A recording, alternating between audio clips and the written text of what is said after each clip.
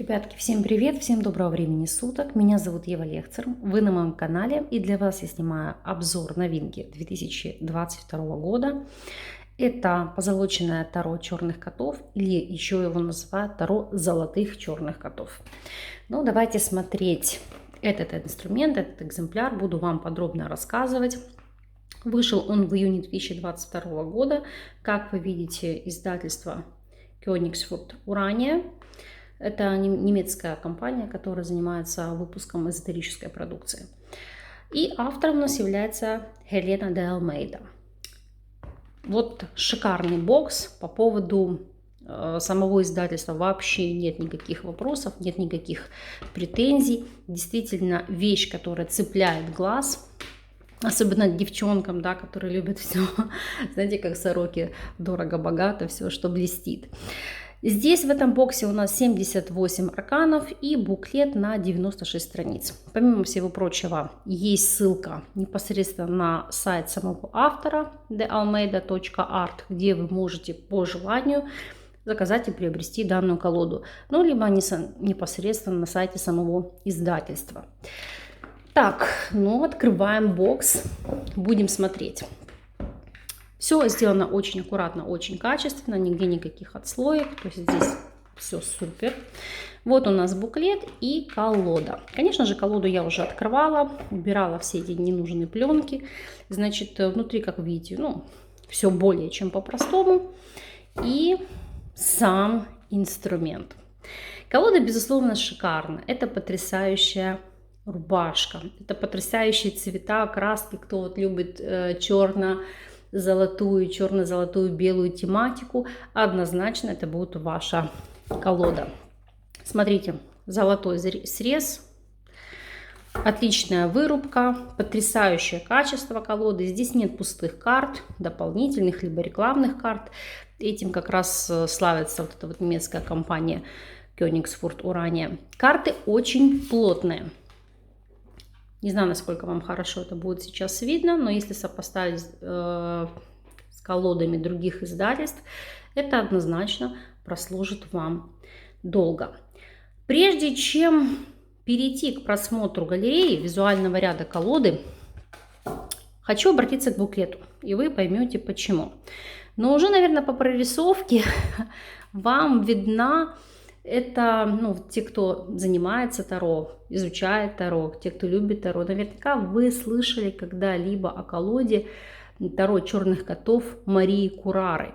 И скажу честно, я когда увидела эту колоду, мне почему-то показалось, что Мария Курара, возможно, заключила контракт с этим издательством и сделала небольшой, так скажем так, ребрендинг своей колоды, выпустила ее в новом ключе, да, под новым соусом. Думаю, блин, класс, однозначно приобрету. Но что же я вижу? Я не хочу обидеть автора Хелену де Алмейду, потому что, ну, как по мне, это 100% чистый плагиат и слизано до нельзя. Хотя я, возможно, могу ошибаться и, знаете, не хочется попусту клеветать на человека. Но, как по мне, сходство, подача явно читается. Кому интересно, можете загуглить, посмотреть колоду Таро Марии Курары и написать свои выводы, свои комментарии под обзором данного инструмента.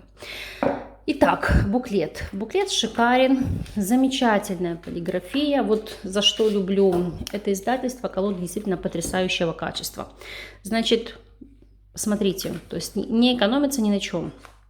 Классная бумага, шелкография, печать. Здесь все потрясающе. Все очень красиво, тонко, стильно, со вкусом. И, как мы видим на обороте этого буклета, кратко о самом авторе. Значит, что вы здесь найдете в этой книге? Как мы видим, небольшое содержание.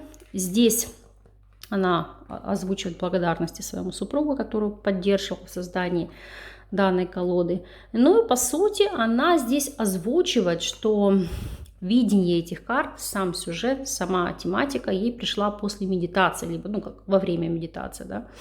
Она получила для себя здесь этот посыл, эту информацию, которую решила воплотить в картах Таро. Здесь сама структура колоды, непосредственно рассказывается о каждой масти, жезлы, кубки, мечи, пентакли. И автор дает краткую характеристику, как она работает с колодой. Она не работает на прямых с перевернутыми, она работает исключительно на прямых арканах. Но это личное дело каждого, ребят, здесь как вам удобно. И с чего она начинает свое взаимодействие? Тут рассказывается ее собственная методика.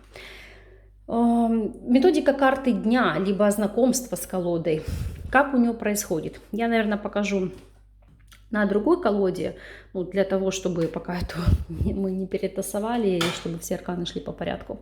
Ну, то есть у нее каков принцип? Она изначально берет колоду, раскладывает на две части, берет маятник, и вот там, где маятник начинает активно вращаться, значит, здесь находится ее карта. Ненужную стопку она убирает. Теперь она опять делит на две части, опять держит маятник. Где маятник вращается, ту часть она оставляет. И так до тех пор, пока не останется одна карта. И по принципу это ее будет карта. Карта дня. Вот, например, дьявол, да. Подходит ли такая методика? Ну, это, наверное, у кого, возможно, некуда потратить это время, то для кого-то это будет актуальным. Скажу честно, для меня, как барышни нетерпеливой, это будет очень долго, муторно и скучно. Но те, кто занимается вопросами медитации, для вас это может быть посредством медитативного процесса и действительно кому-то зайдет. Поэтому я вам эту информацию доношу, а каждый из вас поступает так, как считает нужным. Так, с этим мы разобрались. Далее идет Кельтский крест. Я знаю, что очень многие практики работают этим раскладом. Ну, я понимаю, что это базовый расклад во всех книгах по обучению. Я его терпеть не могу, я его не использую в работе. Своим ученикам объясняла, почему. И идет значение по каждому из арканов. То есть дурак, маг, здесь это все подписано. Единственное, что если вы новичок, понятно, что вы будете смотреть по описанию, искать необходимый аркан. Но мне кажется, намного проще, лучше и легче, когда перед вами есть визуальный ряд аркана, то есть изображение, да, и идет описание. Новичкам это легче ложится в базу, ложится в память. Что понравилось? Могу сказать так, нестандартный подход, потому что здесь пишется сильные стороны аркана, ну, то есть либо ваша, да, на ситуацию, которую вы смотрите, возможности, слабые стороны, опасности и как послание вам, ну, видимо, в качестве карты совета. То есть вот так нестандартно подана информация по аркану. Ну, что могу сказать, интересно, по крайней мере, лучше, чем краткая МБК, где написано пару слов, и для новичков это не несет никакой информации. И так, собственно говоря, как мы видим по каждому из арканов, и все. То есть на этом мануал, скажем так, исчерпывающе дает информацию. Давайте перейдем к самой колоде. Что мы видим? Естественно, то, что бросается в глаза, я думаю, вы это уже и сами понимаете. Она больше стандартных колод масс-маркета, либо больше стандартного размера, к которому мы привыкли. То есть обратите на это внимание. Почему это важно? Потому что если у вас маленькая рука, плюс, знаете, говорю, рука не набита, то, возможно, вам сложно будет с ней работать, сложно будет ее тасовать, выкладывать карты. Ну вот, я кладу в свою руку, видите, для того, чтобы тасовать, да. То есть, если вы работаете с этой колодой на ежедневной основе, у вас много консультаций, безусловно, если вы девочка, да, ваши ладони будут уставать. Для мужчин, конечно, это наоборот классный вариант, если, конечно, подходит такая тематика. По стилистике колода просто потрясная. Если вы собираетесь брать ее для обзоров в интернет-ресурсах, либо просто, как многие делают, карту дня, то она будет для вас потрясающим дополнением и украсит, конечно, ваш контент, вашу страницу. Поэтому здесь можете брать и не задумываться. Я ее больше рассматриваю как декоративный вариант, нежели как вариант работы на каждый день. То есть это 100% я не буду на ней, как говорится, лопатить. И сейчас объясню почему. Во-первых, обратите внимание на карты. Здесь это, знаете, угадываемые образы. То есть если вы хорошо знаете систему Уэйта, то вы будете понимать, осознавать, что это дурак. Иного символизма вы здесь не найдете и не встретите. Это, знаете, как говорю, подача визуального ряда в плане свободного полета художницы. Вот как она видела, то есть она не преследовала цели здесь передать какой-то символизм, либо более глубокое значение арканов. То есть это, знаете, чтобы было читабельно, понятно, о чем идет речь. Колода у нас рамочная, подписана на немецком языке, то есть дурак. То есть старшие арканы у нас подписаны. Здесь у нас вверху, как вы видите, идет нумерация аркана. Новичков это может сбить в каком плане, ну, некоторые, да, могут это воспринимать как пентакли, допустим, как масть пентаклей.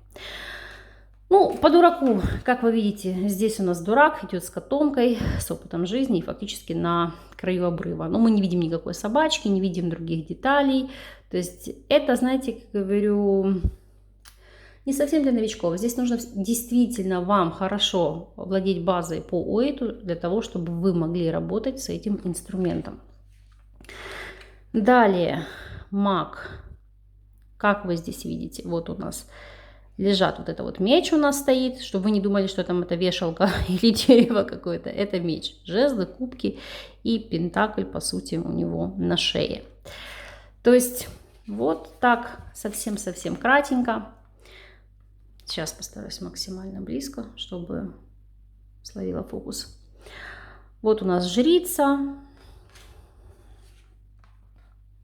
императрица.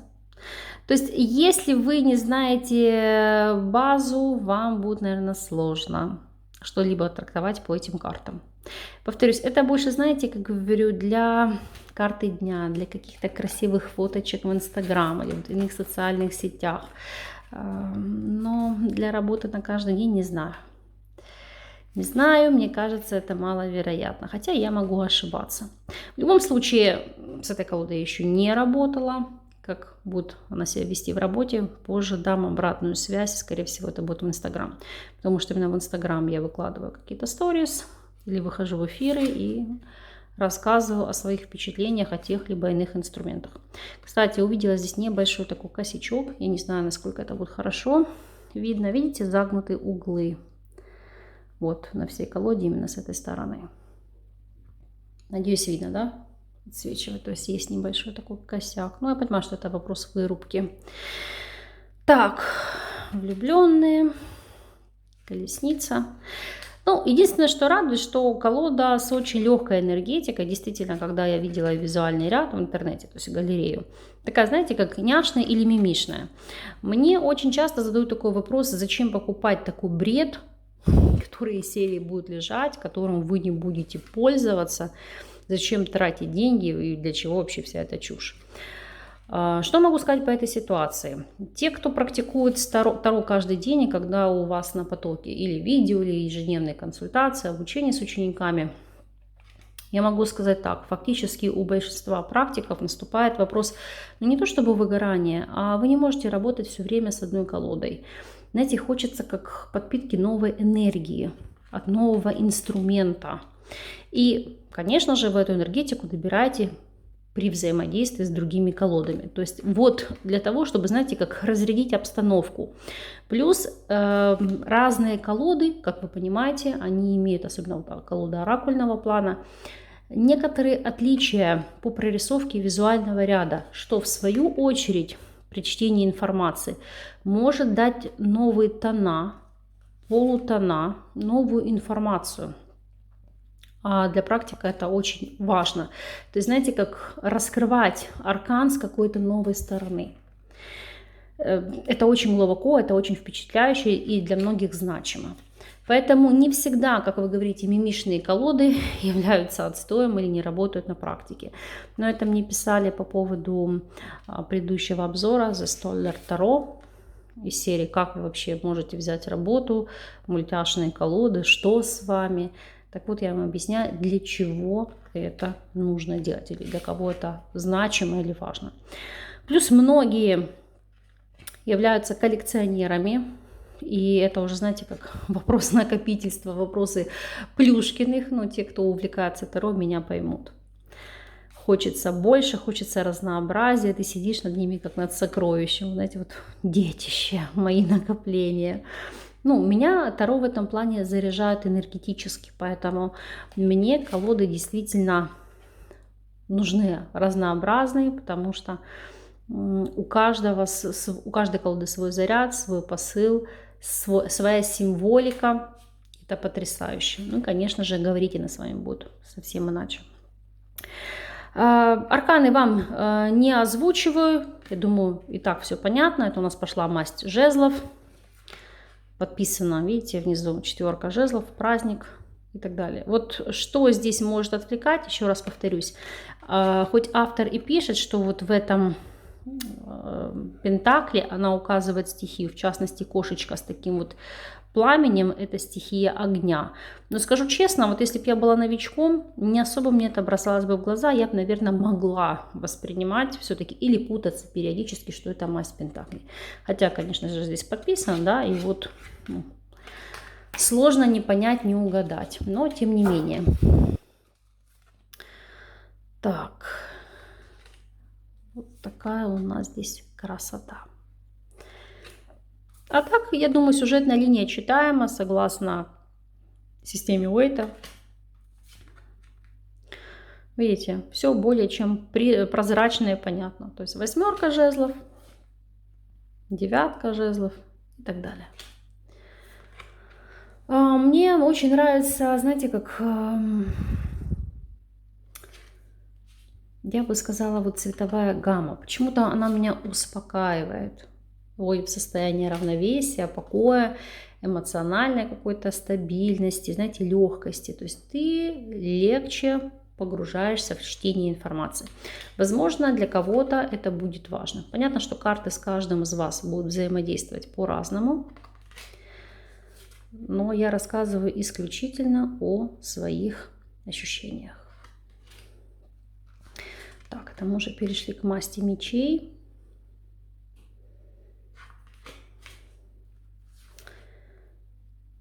Если колода уже есть у вас в работе, знаю, девчонки мне в Инстаграм писали, что да, есть, нравится, напишите, как она у вас в работе, насколько точно вам дает информацию, комфортно ли вам с ней работать, как отыгрывалась на практике. Вот опять же, смотрите, здесь 6 мечей. Видим, он на птице. Если мы помним в классике, да, он плывет по лодке, по реке. То есть движение, путешествие. В данном случае 6 мечей очень часто, в прямом смысле этого слова, может указывать не просто на переезд, а конкретно на перелет. Это как такой бонус, точечное такое дополнение. Вот видите, здесь 4 меча остались у дома, и под покровом ночи несет 3 меча. То есть как частично, вот следы даже остались, да, частями носит, воруют. Так, 8 мечей, 9. И хотела бы тоже узнать ваше мнение. Вы видите, здесь читаете, как я говорю, почерк Марии Курары, или это все-таки я здесь, как говорится, сама себя наворачиваю и, знаете,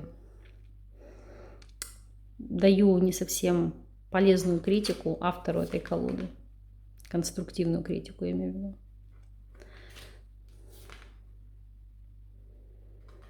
Так, пошла у нас масть чаш.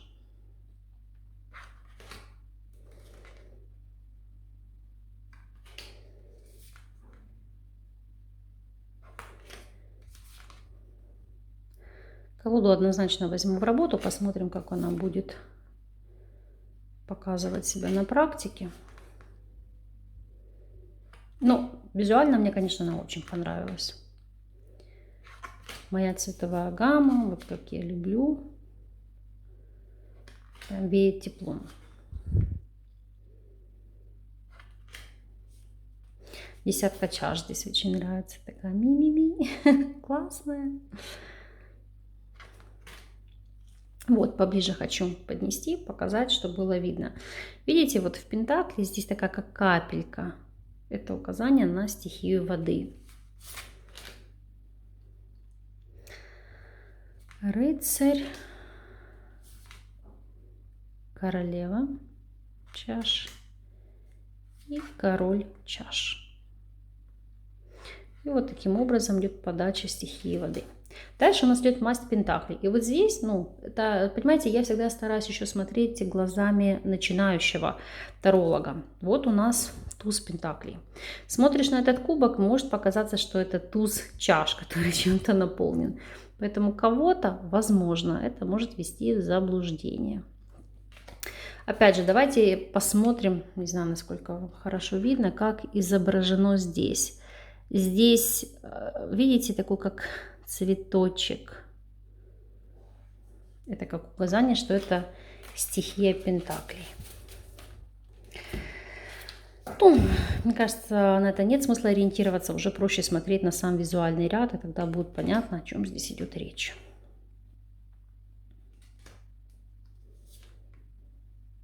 Вот видите, пятерка пентаклей, как у многих праздник, радость, наличие крова, а здесь человек не имеет ни жилья, ни внимания, ни поддержки, то есть карта бедности.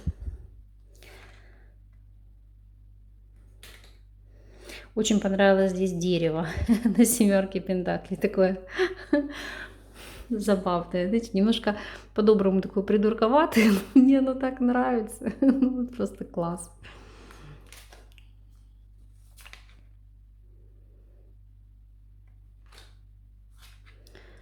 Девятка пентаклей. Жизнь в райском саду. Десятка пентаклей. И пошли у нас карты двора. Паж. Хотя вот видите, опять же здесь изображение саламандры. Это у нас стихия огня, ну то есть не совсем понятно, с каким посылом автор у нас здесь его указала. Так, рыцарь пентаклей, королева монет и король. Ничего нового, скажем так, по колоде не расскажу, потому что, я говорю, вы видите, визуальный ряд полностью соответствует системе Райдер-Уэйта. Поэтому это, знаете, как больше с позиции визуального ряда, чтобы вы посмотрели галерею колоды и сделаете какие-то выводы по этому инструменту. Нужен вам, не нужен, подходит или нет. По стоимости я не подскажу, потому что, честно, я брала не одну колоду, ну, при покупке, и я не помню, сколько стоит именно эта колода, потому что у меня там шли и книги, и другие инструменты, и я помню только общую стоимость заказа. Но в любом случае, думаю, эту информацию вы найдете с легкостью в интернете. Если обзор для вас был полезным, ставьте лайк, оставляйте комментарии, свое мнение по поводу этого интересного инструмента. Я же вам благодарна и признательна за просмотр. С вами не прощаюсь и до новых видео.